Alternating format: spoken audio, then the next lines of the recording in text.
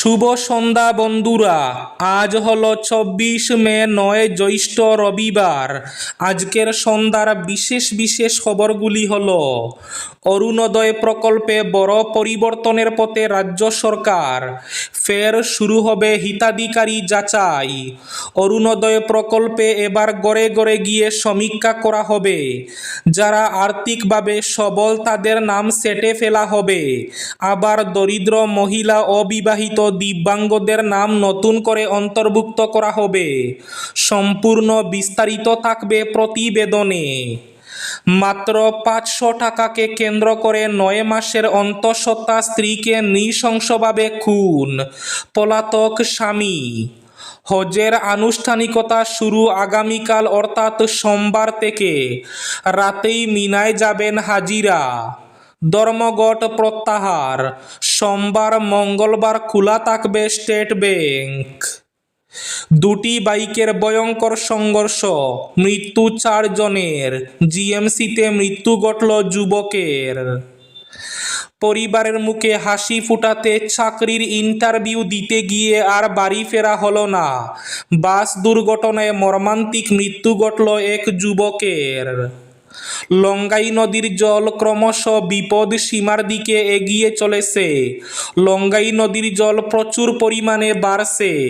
টানা বৃষ্টিতে কৃত্রিম বন্যার কবলে গোটা শ্রীভূমি শহর।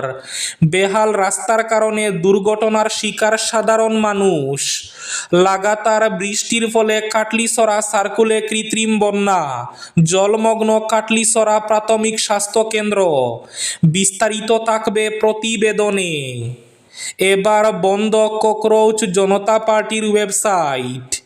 এবং শেষ খবরটি, গোয়া যাওয়ার সময়ে মাঝপথে অসুস্থ হয়ে মৃত্যু ধলাইয়ের যুবকের, কান্নার রোল পরিবারে। তাহলে বিস্তারিত খবরে যাওয়ার আগে অবশ্যই ভিডিওটিতে একটি লাইক করে চ্যানেলটি সাবস্ক্রাইব করে পাশের বেল আইকনটি বাজিয়ে রাখবেন এবং ফেসবুক পেজটি ফলো করে ভিডিওটি অবশ্যই শেয়ার করবেন যাতে সঠিক তথ্যগুলো সবার কাছে পৌঁছাতে পারে। এবার শুনুন আজকের খবরগুলির বিস্তারিত। প্রথম খবর, অরুণোদয় নিয়ে এক সুখবর, ফের হবে হিতাধিকারী ভেরিফিকেশন। মহিলাদের মধ্যে জনপ্রিয় অরুণোদয় নিয়ে নতুন নিয়ম চালু করতে চলেছে সরকার।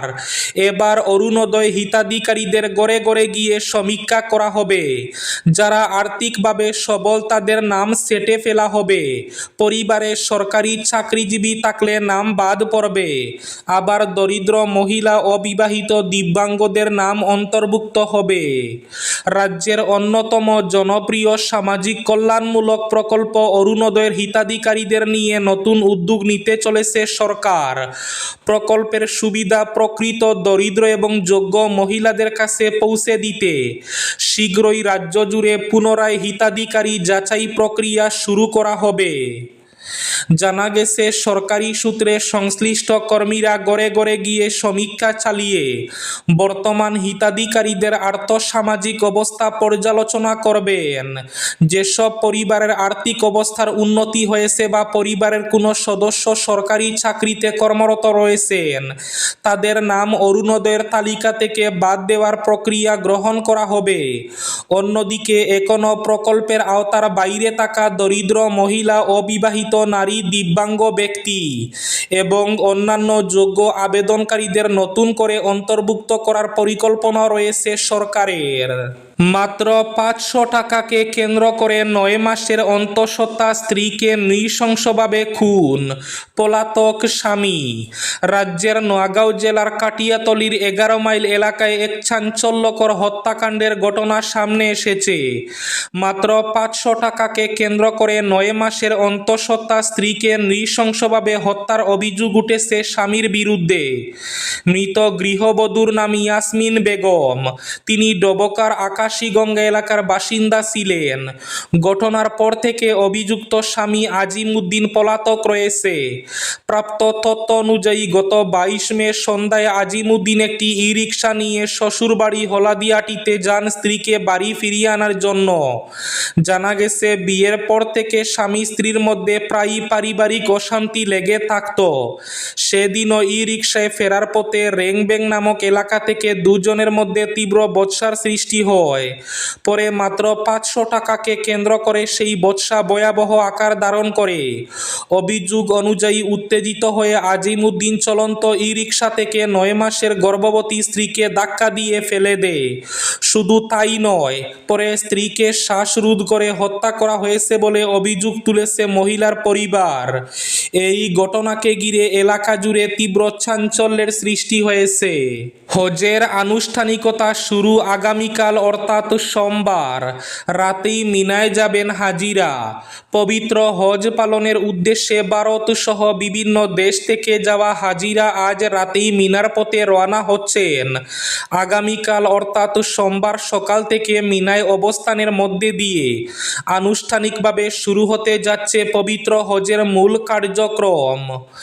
রোববার ধর্ম বিষয়ক মন্ত্রণালয়ের এক সংবাদ বিজ্ঞপ্তিতে জানানো হয়েছে, সৌদি সরকারের নির্দেশনা মেনে হাজিদের মিনায় গমন সহজ ও নিরাপদ করতে আজ রাতেই তাদের পাঠানো শুরু হবে। চাকরির ইন্টারভিউ দিতে গিয়ে বাড়ি ফেরা হলো না। বাস দুর্ঘটনায় মর্মান্তিক মৃত্যু ঘটল এক যুবকের। লখিমপুর জেলার নাওবৈচা এলাকায় ভয়াবহ সড়ক দুর্ঘটনার কবলে পড়ল গৌহাটি থেকে মাজুলির কমলাবাড়িগামী যাত্রা নাইট সুপার বাস। দুর্ঘটনায় এক যুবকের ঘটনাস্থলেই মৃত্যু হয়েছে বলে জানা গেছে। নিহত যুবকের নাম দীপজ্যোতি বরা। তিনি মাজুলির গেরেকি গ্রামের বাসিন্দা ছিলেন। জানা গেছে, চাকরির ইন্টারভিউ দিতে গৌহাটি থেকে বাড়ি ফেরার পথেই লখিমপুরের নাওবৈচা এলাকায় এই মর্মান্তিক দুর্ঘটনার শিকার হন তিনি। দুর্ঘটনায় আরও বেশ কয়েকজন যাত্রী গুরুতর আহত হয়েছেন। আহতদের দ্রুত উদ্ধার করে চিকিৎসার জন্য লখিমপুর মেডিকেল কলেজ ও হাসপাতালে ভর্তি করা হয়েছে। ধর্মঘট প্রত্যাহার। সোমবার মঙ্গলবার খোলা থাকবে স্টেট ব্যাংক। বিভিন্ন দাবি পূরণের জন্য all India state bank of India staff federation 2 মে থেকে বিভিন্ন বিক্ষোভ কর্মসূচি চালিয়ে যাচ্ছে। তারই অঙ্গ হিসাবে স্টেট ব্যাংক অব ইন্ডিয়ার কর্মচারীরা আগামী 25 এবং 26 মে 2 দিনের জন্য স্টেট ব্যাংক অব ইন্ডিয়াতে কর্মবিরতির সিদ্ধান্ত নিয়েছিল। তারপর থেকে লাগাতার কর্মচারী সংগঠনের সঙ্গে ব্যাংক কর্তৃপক্ষ দ্বিপাক্ষিক কথাবার্তা চালিয়ে যাওয়ার ফলশ্রুতিতে ব্যাংক কর্তৃপক্ষের কাছ থেকে সদর্থক এবং ইতিবাচক প্রতিক্রিয়া পাওয়ায় ঘোষিত কর্মবিরতি আপাতত স্থগিত রাখা হয়েছে বলে জানানো হয়েছে। আগামীকাল 25 এবং 26 মে স্টেট ব্যাংক অব ইন্ডিয়ার শাখাগুলোতে অন্যান্য দিনের মতো স্বাভাবিক কাজকর্ম হবে। লঙ্গাই নদীর জল ক্রমশ বিপদ সীমার দিকে এগিয়ে চলেছে। লঙ্গাই নদীর জল প্রচুর পরিমাণে বাড়ছে। এদিকে বেহাল রাস্তার কারণে দুর্ঘটনার শিকার হচ্ছেন শ্রীভূমি শহরের সাধারণ মানুষ। টানা বৃষ্টিতে কৃত্রিম বন্যার কবলে গোটা শ্রীভূমি শহর। শুক্রবার রাত থেকে শুরু হওয়া টানা বর্ষণে কার্যত বিপর্যস্ত হয়ে পড়েছে শ্রীভূমি জেলা। এক রাতের বৃষ্টিতে কৃত্রিম বন্যার সৃষ্টি হয়। শহরের প্রধান সড়ক, বাজার, অলিগলি, আবাসিক এলাকা এবং সরকারি বেসরকারি প্রতিষ্ঠানের সামনে জল জমে যাওয়ায় জনজীবন কার্যত থমকে দাঁড়ায়।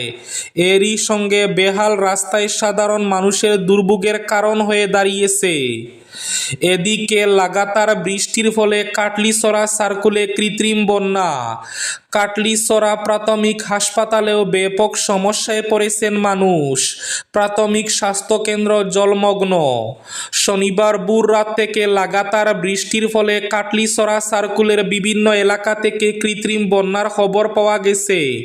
কাটলিছড়া মেইন রোড, কাটলিছড়া প্রাথমিক স্বাস্থ্যকেন্দ্র, আলেকজান্ডারপুর গ্রামে পূর্ত সড়কের প্রায় 200 মিটার, চৌরঙ্গি কাটলিছড়াতে হাইলাকান্দি আইটিআই এবং পলিটেকনিক লতাকান্দি গ্রাম, স্বপনপুর গ্রামের ব্যাপক এলাকা জলমগ্ন। গোয়া যাওয়ার সময় মাঝপথে অসুস্থ হয়ে মৃত্যু ঘটল দলাইয়ের এক যুবকের।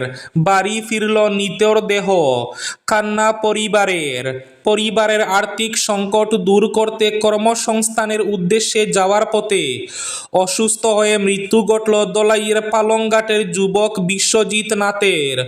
অন্ধ্রপ্রদেশে অসুস্থ হয়ে মৃত্যু ঘটে বিশ্বজিতের। আজ রবিবার সাংসদ বিধায়কের উদ্যোগে অবশেষে তার মৃতদেহ বাড়িতে পৌঁছায়।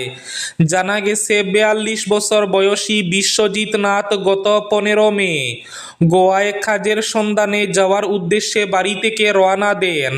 পথে অন্ধ্রপ্রদেশের নান্দিল জেলায় পৌঁছানোর পর হঠাৎ অসুস্থ হয়ে পড়েন তিনি। পরে সেখানকার সাইবাবা নগর সরকারি হাসপাতালে চিকিৎসাধীন অবস্থায় তার মৃত্যু হয়।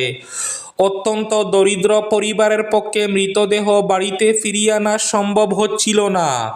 বিষয়টি জানতে পেরে পালংঘাটের বাসিন্দা তথা বিজেপি ওবিসি মোর্চার প্রদেশ কমিটির কোষাধ্যক্ষ কৃষ্ণজীবন দেবনাথ যোগাযোগ করেন সাংসদ পরিমল শুক্লবৈদ্য এবং বিধায়ক অমিয়কান্তি দাসের সঙ্গে।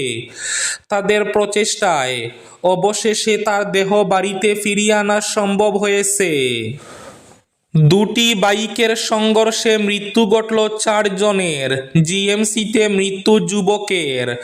দুটি বাইকের সংঘর্ষে মৃতের সংখ্যা বেড়ে হল 4। পলাশবাড়ি থানার অন্তর্গত বাজারপাড়া এলাকায় মির্জা পলাশবাড়ি সড়কে শনিবার গভীর রাতে সংঘটিত এক মর্মান্তিক পথ দুর্ঘটনায় ঘটনাস্থলে প্রাণ হারালেন 3 যুবক। গুরুতর আহত অবস্থায় আরও 2 যুবককে গৌহাটি চিকিৎসা মহাবিদ্যালয় হাসপাতালে ভর্তি করা হয়েছে। নলবাড়ির বেলসরের অর্ণব বর্মনকে সংকটজনক অবস্থায় জিএমসিএইচে পাঠানো হলেও চিকিৎসাধীন অবস্থায় তার মৃত্যু ঘটে। দুর্ঘটনায় আহত দীপঙ্কর কলিতা নামের আরও এক যুবক বর্তমানে জিএমসিএইচে সংকটজনক অবস্থায় চিকিৎসাধীন রয়েছেন। এবার শেষ খবরটি। এবার বন্ধ ককরোচ পার্টির ওয়েবসাইট। ইনস্টাগ্রাম এক্স হ্যান্ডেল বন্ধ করা হয়েছিল আগে, এবার বন্ধ হলো ককরোচ জনতা পার্টি বা আরসুলা পার্টির ওয়েবসাইট। কেন্দ্রীয় সরকারের বিরুদ্ধে প্রচারের অন্যতম মাধ্যম হয়ে উঠা ককরোচ পার্টির বিরুদ্ধে এহেন পদক্ষেপে সোশ্যাল মিডিয়ায় সরব হলেন পার্টির প্রতিষ্ঠাতা অভিজিৎ দীপক। মোদী সরকারকে স্বৈরাচারী বলে তোপ দাগলেন তিনি। শনিবার নিজের সোশ্যাল মিডিয়া অ্যাকাউন্টে আরসুলা পার্টির ওয়েবসাইট বন্ধ করে দেওয়ার তথ্য প্রকাশ্যে আনেন অভিজিৎ। তিনি লেখেন, কেন্দ্রীয় সরকার আমাদের ওয়েবসাইটটি বন্ধ করে দিয়েছে। এ পর্যন্ত আমাদের ওয়েবসাইটে 10 লক্ষের বেশি মানুষ সদস্য হিসাবে নাম লিখিয়েছিলেন। এই ছিল আজকের সন্ধ্যার বিশেষ খবরগুলি। ভিডিওটি অবশ্যই লাইক করে শেয়ার করে দেবেন।